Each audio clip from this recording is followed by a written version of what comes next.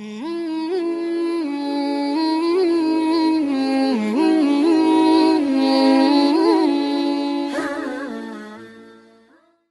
Nabi SAW saja sakit, apalagi kita. Kita juga pasti sakit. Tidak ada orang seumur hidup sampai mati nggak pernah sakit, itu nggak mungkin. Cuma tinggal berat atau ringannya saja. Ada sakit-sakit kata para ulama yang sifatnya memang umum. Allah Subhanahu wa taala datangkan untuk umumnya orang, seperti flu, demam, ya. Sakit kepala, sakit gigi. Ini semua orang kena. Umumnya begitu. Enggak mungkin orang seumur hidup enggak pernah sakit kepala. Enggak mungkin orang enggak pernah demam seumur hidup. Enggak mungkin enggak pernah flu, batuk. Sudah umum. Ini sudah standar Allah Subhanahu wa taala datangkan. Gunanya, tujuannya untuk memberikan penjelasan kepada hambanya tentang nikmatnya kesehatan. Ada penyakit yang datang disebabkan karena perbuatan hamba itu. Dan ini kita bagi dua. Ada yang dia sebabkan dari diri dia sendiri. Ada yang disebabkan dari pendapatan dia. Misal diri sendiri begini. Ada orang sengaja ugal-ugalan, balap-balap. Akhirnya tabrakan. Patah kakinya. Perbuatan dia sendiri. Orang narkotika, sengaja suntik-suntik badannya. Dia sendiri yang buat masalah. Pergaulan bebas, hamil di luar nikah. Dia sendiri bikin malu, rusakin namanya. Ya. Ini nggak perlu terjadi, nggak boleh ini. Allah SWT larang ini. Dalam Al-Quran Allah berfirman, A'udzubillahi minasyaitonir rajim, wala tuhliku anfusakum. Jangan binasakan diri kalian. Tapi maaf saya nggak ingat di ayat dan surah apa ini. Tapi jelas ada firman Allah yang berbunyi, wala tuhliku anfusakum. Jangan binasakan diri kalian. Makna ini kata ulama tafsir, jangan pernah jerumuskan diri kalian pada hal yang merusak nama kalian, merusak fisik kalian, merusak harta kalian, atau merusak martabat kalian. Nggak boleh ini. Nggak boleh orang sengaja mempertaruhkan hartanya, nama baiknya, nggak boleh. Kita tahu ini bahaya, jangan. Nggak usah. Gitu kan? Jangan sama sekali ngerusak itu, karena itu akibatnya ada. Kita buat sesuatu, akibatnya ada. Maka cerdaslah. Jangan masuk ke zona yang berbahaya buat kita, enggak. Enggak boleh sama sekali. Jangan binasakan diri, maksudnya jangan binasakan diri, jangan jerumuskan diri pada yang bahaya. Tubuh kita, harta kita, keluarga kita, martabat kita, semua enggak boleh. Haram dalam Islam. Jadi ini harus difahami dosa ya. Enggak boleh. Kalau Bapak Ibu sengaja ngerusak nama baiknya, mempertaruhkan hanya karena pergaulan bebas misalnya. Itu haram loh. Pergaulan zinanya haram, jedah masuk ke sana ngerusak nama, dosa. Nggak boleh kita rusak nama baik kita. Allah kasih kita baik-baik kok, terhormat. Ngapain kita rusak? Hartanya sengaja dimasukkan pada hal-hal yang haram seperti orang main judi, nggak jelas. Dia taruh hilang sekian juta, sekian ratus juta, sekian miliar, bertaruh-taruh. Untuk apa bertaruh ini? Untuk apa kita bertaruh harta kita? Lebih baik kita simpan, pakai pada saat perlu. Kan gitu. Untuk apa kita jerumuskan pada hal yang tidak perlu? Nah, ini semua masuk. Mempertaruhkan rumah tangga, mempertaruhkan fisik kita, ini semua tidak boleh. Ini yang pertama. Yang kedua adalah disebabkan karena pendapatan dia, income. Nah ini biasanya income ini dia sengaja memasukkan harta haram atau syubhat kepada dia, ini jadi penyakit ini. Ini jadi penyakit. Nah biasanya ini penyakit-penyakit kronis ini. Penyakit kronis, bahaya sekali. Nah, apa saja, stroke misalnya, atau apalah, penyakit-penyakit berat. Ini umumnya kalau di muhasabah dari income. Dan kalau resep dari kami, kalau dari para da'i-da'i, resepnya untuk sembuh dari penyakit kronis, bukan medis. Ya, coba sedekah. Jadi muhasabah, kira-kira kita minta sama Allah petunjuk, sholat, sujud sama Allah, minta di sholat tahajud, ya Allah berikan petunjuk, penyebab penyakit hamba ini apa. Kalau kita merasa ada cenderung, mengingat pernah kita punya income yang salah, pernah nipu orang, masalah riba, sedekahin, niat membersihkan diri dengan itu. Itu luar biasa, cepat sekali. Karena ternyata ini datang karena itu perlakuan itu. Perlakuan ini kita tebus, ini selesai, seperti itulah. Berapa banyak teman-teman medis yang kaget dengan sembuhnya penyakit kronis. Banyak sekali. Dan berapa banyak penyakit kronis yang tidak bisa ditangani oleh medis. Seperti ini memang. Ya. Jadi harus difahami nih. Makanya dalam hadis Nabi SAW yang lain, tidak akan beranjak kaki seorang hamba hari kiamat kecuali ditanya 4 hal. Masa mudanya, di mana dia habiskan, ya. Hartanya, dari mana dia dapat, kemana dia keluarkan. Khusus harta ditanya 2. Dari mana dia dapat, sumbernya halal atau enggak, kemana dia keluarkan. Jadi mengeluarkan juga ini harus ada tujuan. Nggak boleh kosong begitu saja. Apa ini? Foya-foya kah? Habis itu atau mendukung maksiat, ya, nggak boleh. Diajak temannya, dibiayai temannya untuk nginap di hotel berzina. Saya traktir teman saya. Sedekahnya salah, salah alamat, ya. Nggak boleh. Jadi harus diketahui. Masuk juga di dalamnya ada 3. Ada yang ketiga saya tadi lupa sampaikan, tapi ada yang ketiga di sini. Penyebab penyakit juga adalah perilaku yang kita lakukan pada orang lain. Tapi syaratnya menyakiti. Kayak misal kita mukul orang, kita juga nanti dipukul. Ya. Ada orang menampar, dia juga ditampar. Ada orang menendang, dia akan ditendang. Namanya kisos dalam agama. Dalam hukum syariat Allah pun dibalas yang sama. Ada orang tonjok, giginya orang jatuh, dia juga harus ditonjok. Resikonya begitu. Jadi jangan heran nanti dia tabrakan, giginya hancur. Naudzubillah. Dia pernah tonjok orang, jatuhin giginya orang. Gimana? Balasan datang. Ada hadis yang mulia kata Nabi SAW dihasankan oleh para ulama, tidak ada seseorang yang menghinakan atau menjerumuskan seseorang pada sesuatu keburukan kecuali dia akan ditimpa hal yang sama sebelum dia mati. Misal gini, jangan sampai ini ya. Kalau ada orang, bapak ibu bilang begini, kamu pencuri ya? Padahal sebenarnya dia bukan pencuri. Tuduhan ini kalau kita nggak segera bersihkan, minta maaf sama dia segala macam, pasti sebelum kita meninggal kita akan mencuri. Itu sunnatullah, nggak bisa dibantai itu. Jangan tuduhkan sembarangan kepada orang. Dia. Kecuali pasti jelas depan mata ada saksi segala macam. Kalau nggak usah. Dan tidak usah terlalu berlebihan seakan-akan kita tidak punya Tuhan. Allah ini mengawasi semua. Ubun-ubun kita ini Allah yang ngawasin. Dalam salah satu doa dikatakan Nabi SAW, nasiyati biyadik. Ubun-ubunku ada di genggamanmu. Allah setiap saat bisa cabut roh seseorang, bisa pincangkan kakinya, bisa tabrakan, bisa mati. Nggak usah terlalu berlebihan. Ada orang ini zalimi saya Ustaz. Ya biarin aja. Kita ikhtiar. Ada sesuatu yang kita bisa lakukan, kita buktikan ini. Tetap berlaku fitnah, biarin.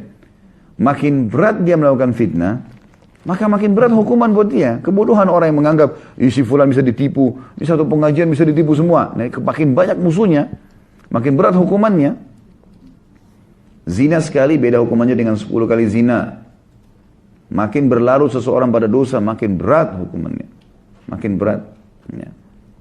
Jadi harus digarisbawahi poin ini. Jangan pernah sakiti fisiknya orang lain. Saya sudah bilang kalau ibu dan bapak sekalian diajak bertengkar, tinggalkan. Kamu begini, kamu aja bertengkar. Sudahlah, terserah kamu. Saya benar, ya sudah kamu benar. Tidak apa-apa, tinggalin aja. Nggak usah bertengkar. Nggak perlu, nggak ada gunanya bertengkar itu. Akhirnya kita emosi juga, akhirnya kita kata-katanya juga kasar, dia kasar, kita kasar. Dia dosa, kita dosa. Ya, kan rugi. Untuk apa bersih tegang? Nggak usah. Kalau kita lewatin saja mungkin ada sedikit sakit hati, sudah tidak apa-apa. Tahan, sudah pergi aja. Sabar.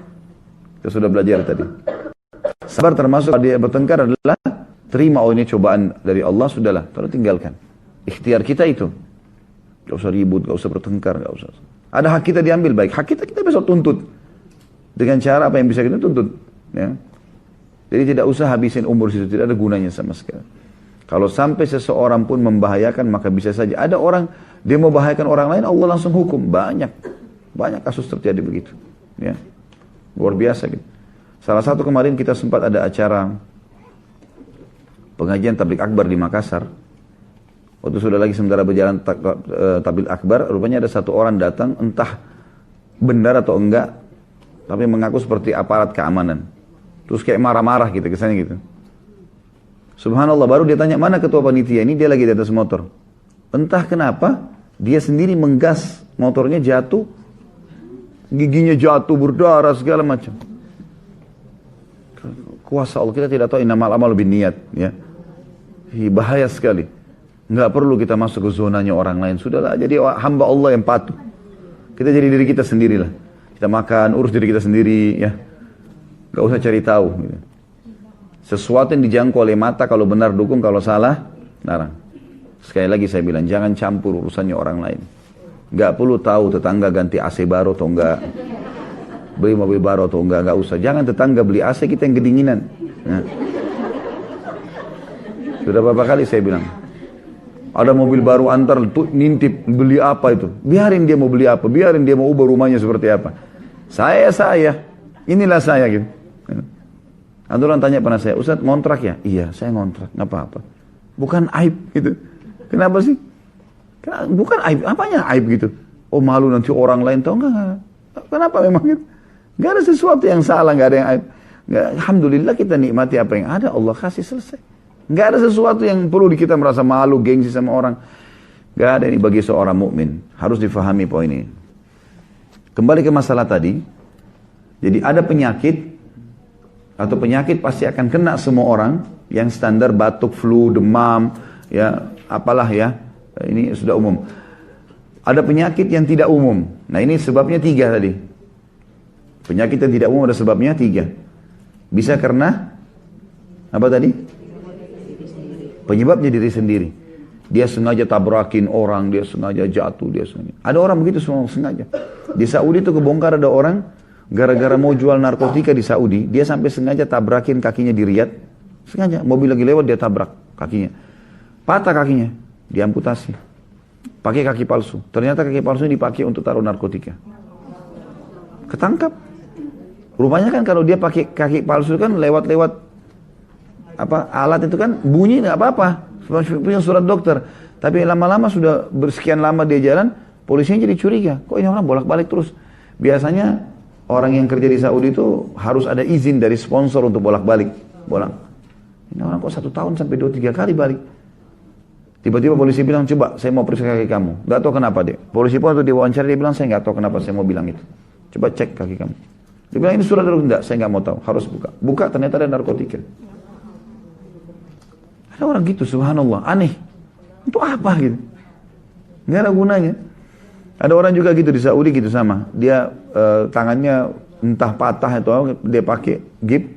Kemudian pas lewat bunyi tapi nggak apa-apa gitu. Subhanallah, kuasa Allah, dia masuk kamar mandi, kepleset, jatuh pecah, ketahuan ada narkotika. Kuasa, mau sembunyi di mana sih gitu? Mau kemana kita? Sehebat apa sih gitu? Sehebat apa? Makin kita pasrah kepada Allah, makin kita ikut peraturan, makin kita jadi hamba Allah yang baik, makin enak loh sebenarnya. Jangan buat masalah dalam hidup ini. Gak usah buat masalah, untuk apa? Itu penyebab diri sendiri. Atau ya, income yang haram, mendatangkan penyakit kronis, atau mengganggu orang lain, menyakiti secara fisik atau kata-kata, semua berlaku pada kita. Nah, sudah pernah kita jelaskan hadis Nabi SAW, kama tadinu tudan. Sebagaimana kau berperilaku, kau pun akan dibalas itu. Ya. Saya sudah sempat kirimkan kemarin di Buninis ya, kalau tidak salah ada yang RBT yang sudah direkam suara. Itu diantaranya ada yang kita rekam dan memang disengaja disebari untuk menjadi dakwah. Jadi pada saat ada panggilan masuk, itu memang panggilannya itu. Termasuk hadis tadi, balasan perbuatanmu. Selalu dengar, ingat. Kama tadinu tudan, sebagaimana kau berperilaku kau akan dibalas yang sama. Hari ini kau gunjing, kau akan digunjing. Besok hari ini kau fitnah, besok kau akan difitnah. Hari ini kau mukul, besok kau akan dipukul. Tidak bisa lolos. Nggak bisa lolos. Jangan buat itu. Tidak usah masuk ke zona itu. Ya. Baik. Kemudian tentu berhubungan juga dengan masalah sakit. Pelajaran yang kita ambil adalah Nabi SAW bersabda dalam sebuah hadis, Allah tidak turunkan penyakit kecuali Allah datangkan obat bersamanya. Jadi tidak benar itu pernyataan yang mengatakan penyakit ini tidak ada obatnya. Itu mungkin penelitian sementara para medis. Kan banyak penyakit yang dulu dianggap tidak ada obatnya sekarang ada kan? Tapi yang jelas kita sebagai seorang muslim tahu tidak ada penyakit kecuali ada obatnya, itu hadis sahih. Allah tidak menurunkan penyakit kecuali Allah turunkan bersamanya obatnya. Maka berobatlah wahai hamba-hamba Allah. Berarti kita nggak boleh vakum, suruh berobat, ikhtiar. Saya nggak mau minum vitamin sekarang, karena saya pikir nggak usah lah. Nggak perlu. Padahal sebenarnya dia perlu. Kenapa nggak dipakai? Konsumsi. Nggak ada masalah. Selama bahannya halal nggak ada masalah. Gitu kan? Ini kaidah penting dalam masalah pengobatan. Tidak ada penyakit kecuali Allah turunkan bersamanya. Tidak ada penyakit kecuali Allah turunkan bersamanya pengobatnya. Ini pasti, nggak mungkin tidak. Gitu kan? Lalu kata Nabi SAW, dan berobatlah wahai hamba-hamba Allah. Ikhtiar, silakan. Ingat, siapa yang bergerak, dia yang dapat. Itu pepatah bahasa Arab. Ya. Artinya, mengkhayal orang mau dikenal, orang mau berprestasi, lalu tidak ada hasil, tidak ada karyanya. Mengkhayal. Dia mau sembuh tapi tidak ada ikhtiarnya. Mengkhayal ini semua. Gimana caranya? Mau menikah tapi tidak ada ikhtiar. Berdoa, berusaha, memperbaiki namanya. Ya. Orang pasti akan mau. Kan gitu. Harus ada ikhtiar. Dan orang yang tidak ada ikhtiar ini mengkhayal. Mau jadi orang punya nama, punya nggak mungkin. Mustahil. Yang bergerak dia akan dapatkan. Dalam bahasa Arab yang lain dikatakan taharrak fa inna fi harakati barakah. Bergeraklah, beraktivitaslah, berusahalah, berkreasilah. Karena di gerak itu, di kreasi itu, di kreativitas itu ada berkah. Asal baik Allah insya Allah akan kasih ya. Akan kasih ya. Akan kasih ya. Akan kasih ya.